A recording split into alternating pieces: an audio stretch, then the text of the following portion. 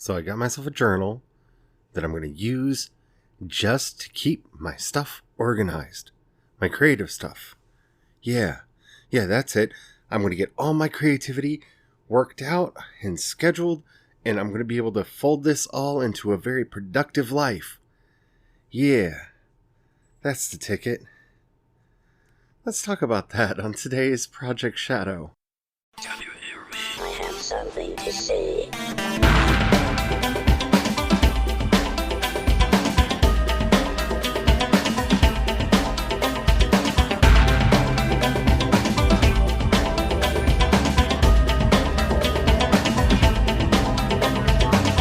Project Shadow starts now.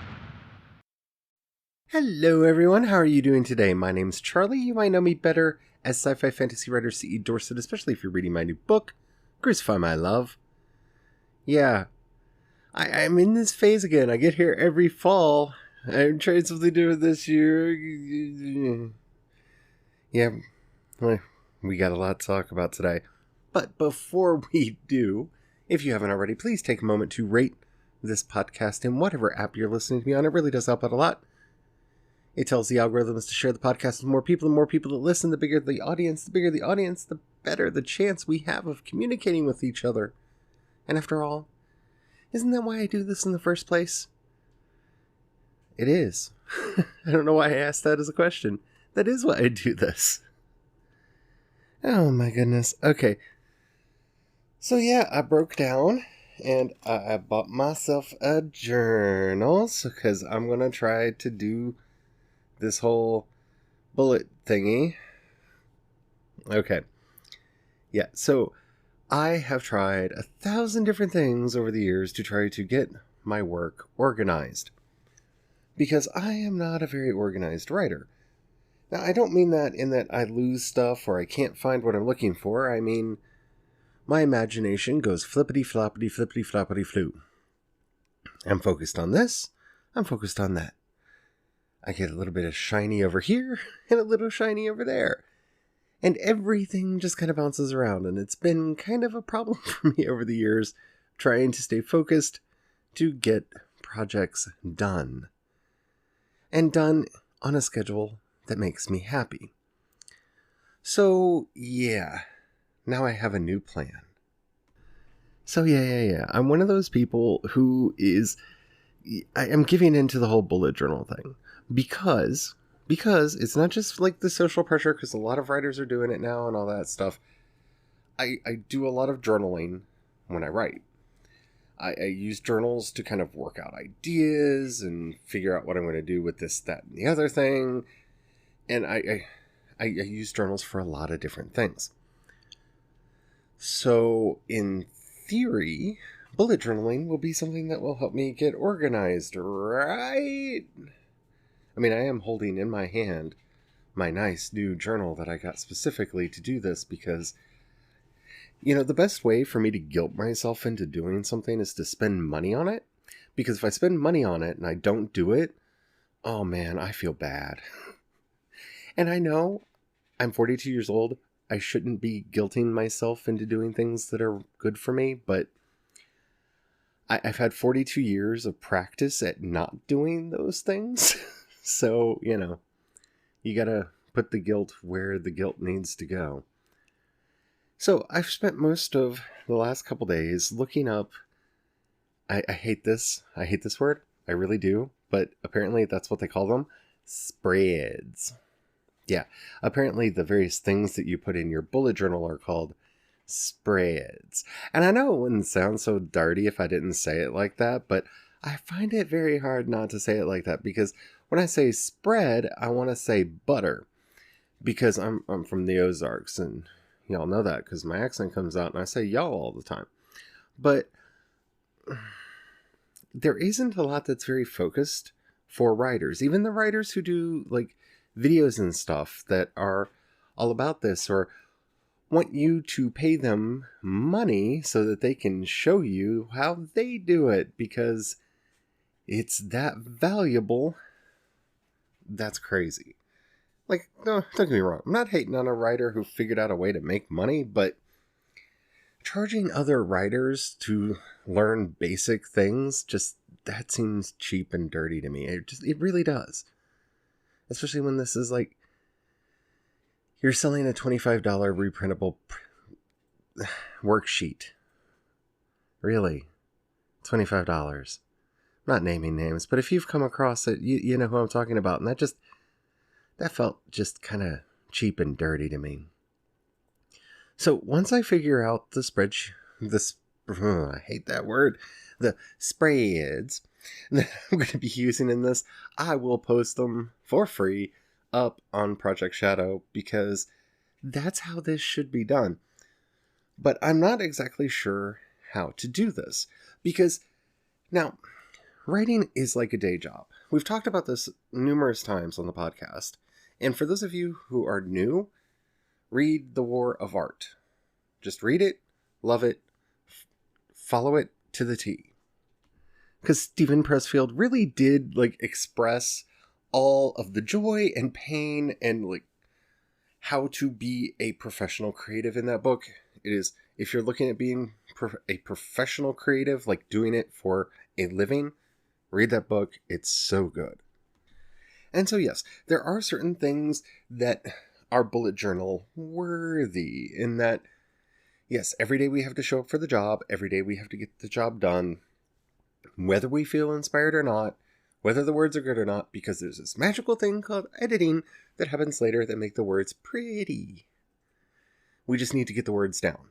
Capture a version, whether it's a first or a zero draft, capture a version and run. Having said that, that doesn't really work well with planning, because essentially my to-do list is the same thing every day. Write 1,600 words. That's it. I want to write my 1,600 words and I want to go on. That's what I want to do. And on a good day, I hit that. And on a bad day, I don't. Today, for example, I didn't hit my 1,600 words because I'm in the middle of world building, and yeah, figuring out what needs to be built next is not easy, even though I am actually converting an old novel into a new setting as part of the process of doing the world building for the series I'm eventually going to do, because I want them to take place in the same world. And I thought it would be a fun way to start the world building process and give me a place to build from. There's still so much there that it's easy to get lost. So, with all of that, that sounds like a place where bullet journaling can come in. And yeah, maybe. But how do you rein in all of these creative thoughts? How do you rein in all of these impulses that we have to write this, draw that? Ooh, here's a sketch of an idea of a thing that might eventually be important. And then today, disaster of all disasters, World Anvil actually released an update for their calendars feature, which is a feature that I absolutely love and want them to make perfect. And it does a lot of the things that I kind of wanted it to do, ish, in a way. And that makes me very, very happy. And so I sat down and started playing with that and got a little distracted, because today wasn't supposed to be about calendars, but since they changed the way calendars work, I had to re-input all the calendars I had already inputted. So I kind of got set back a little bit, and y'all know we have 2 new kittens, right?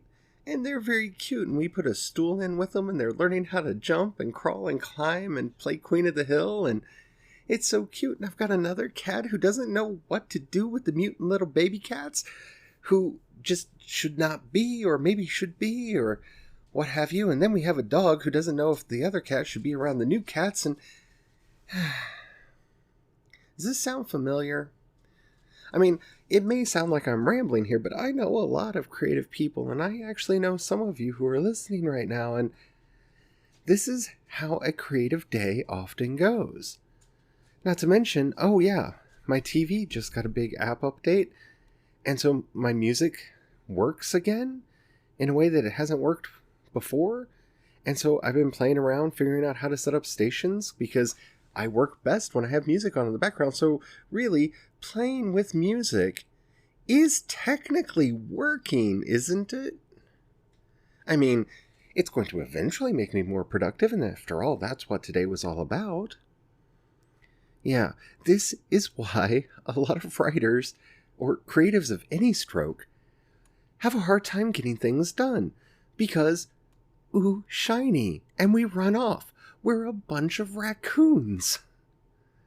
But we can fix this. I know we can fix this. If we put our heads together and we take a couple deep breaths, maybe a lot of deep breaths, maybe for 15 minutes or so in a nice meditative calm, we can approach this question from a clear-headed, open-minded way. Because the bigger question at play here is not, can we rein in the creative process, but should we? And that is a much harder question for us to answer when you really think about it.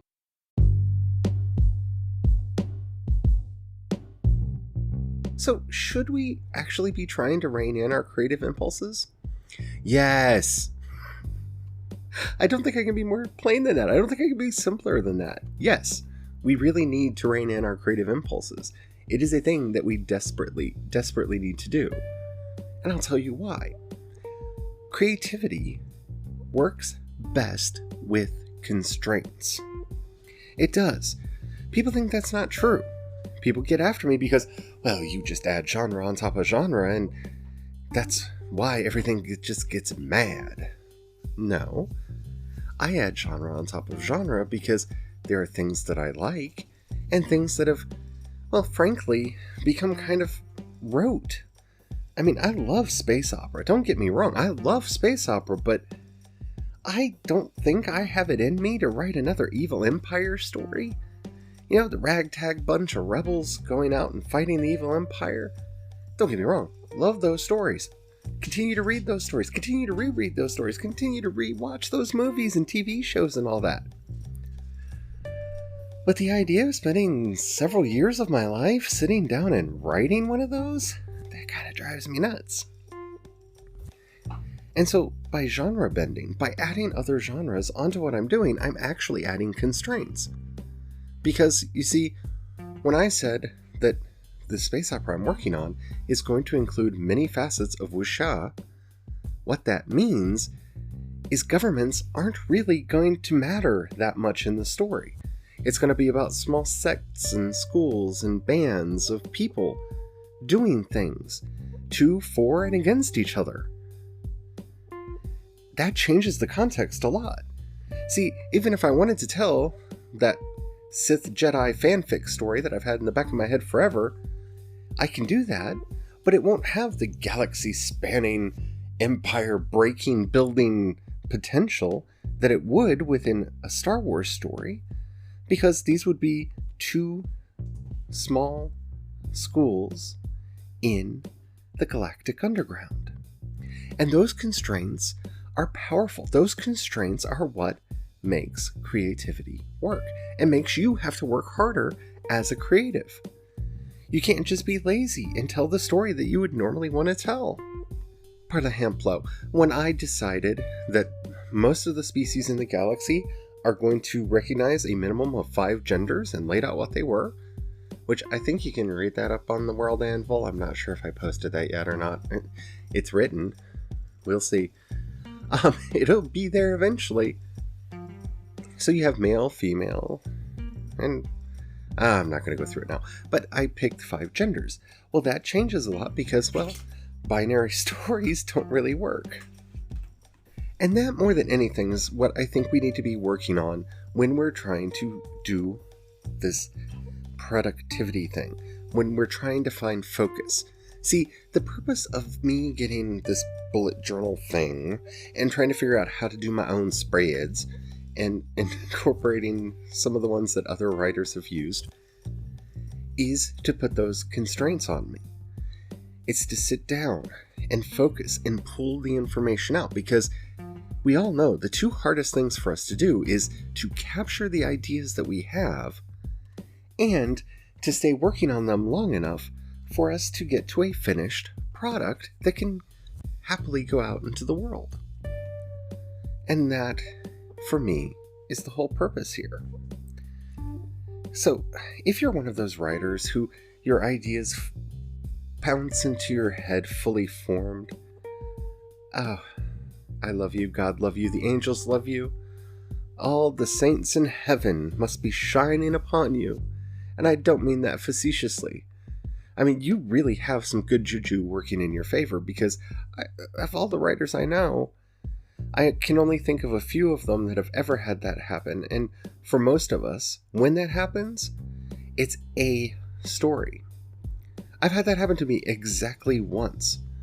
When I wrote Crucify, it came into my head fully formed. I sat down every day, wrote that story from stem to stern, and didn't have any massive things that needed to be changed, really. Because most of that story just popped into my head. Boom! Complete. In its entirety. Characters, places, settings. But most of the time, the way the real work happens, the way most of us have to spend our days, and even those few lucky ones like me who had that happen exactly once, yeah, we have to sit back and think and work and filter through and make it happen. And that's where I'm at now. Trying to find these methods. Trying to sit back and work on things like maybe using some plot embryos, because I used to use them back in the day, and trying to figure out a version of the plot embryo that I can use with the Kisho Tenketsu system of writing, or method of writing, or genre of writing. I don't know the word that's appropriate there. Style of writing that I do. And using those elements to try to make the story work.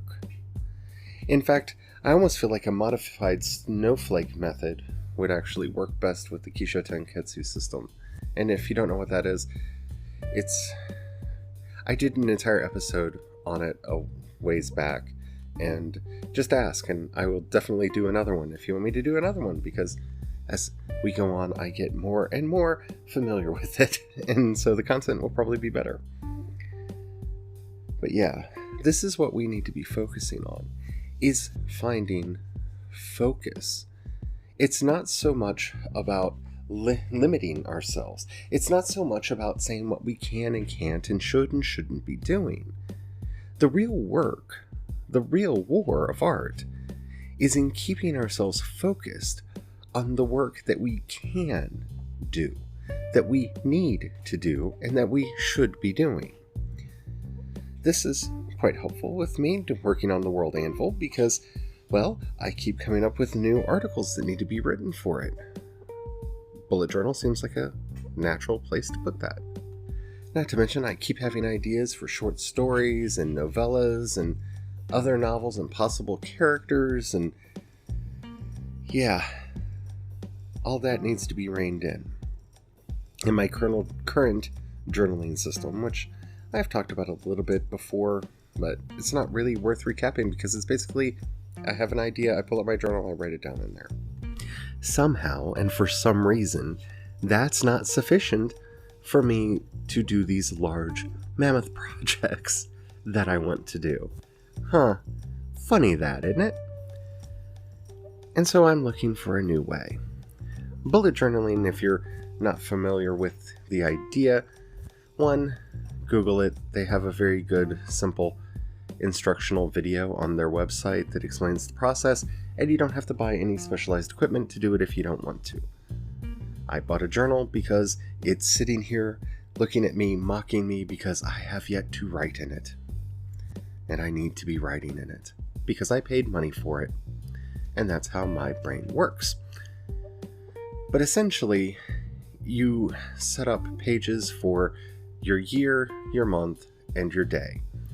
And you record what needs to be done, what has been done, and what you are working on in there, and use it to keep yourself in order, keep yourself going forward and doing the things that you need to do.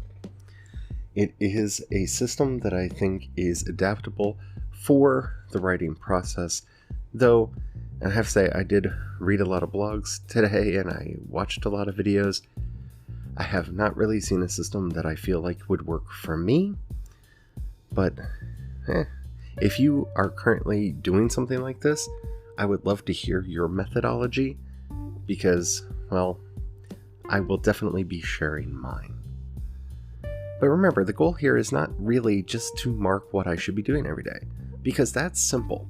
I need to be writing 1,600 words a day. That's what I need to be doing, whether it's in backstory, world building, or on a work in progress. So yeah, let's get focused together. I hope you enjoyed this episode. If you did, please take a moment to rate it in whatever app you're listening to me on. It really does help out a lot. If you got $1, you can pass my way down in the show notes or wherever the show notes are for you. You will find a link to both my Patreon and the community support page. The difference between the two is people on Patreon occasionally get stuff, like the cats who have new toys, which you can probably hear in the background. Your Patreon support does help the kitties quite a bit get new toys and all kinds of fun stuff. So if you won't do it for me, do it for the kitties.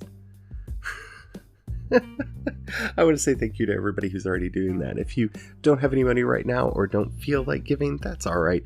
But if you know somebody you think would like this podcast, do share it with them. That helps out immensely too. If you have any questions, comments, or topics you'd like to hear discussed on the show, in the show notes you'll find a link to the voice message system. Keep it short, keep it clean so I can use it on the show. I would love to hear from you, especially if you have a method for doing this. I would love to collect as many of those as possible. If you'd rather hit me up on social media, I'm CE Dorset on both Twitter and Instagram, and you can find links to everything that I do over at Project Shadow, including the spread ideas that I end up adopting and using. I'll put them up over there as well because, yeah, I think I'm going to take some time and procrastinate on everything else I need to do and start putting up a writing resource page back up over on Project Shadow. I might not do it tonight, but it will eventually reappear over there, and I'll let you know on the podcast and on social media when that happens. Thank you all so much for listening, and until next time, don't forget, have the fun. Bye.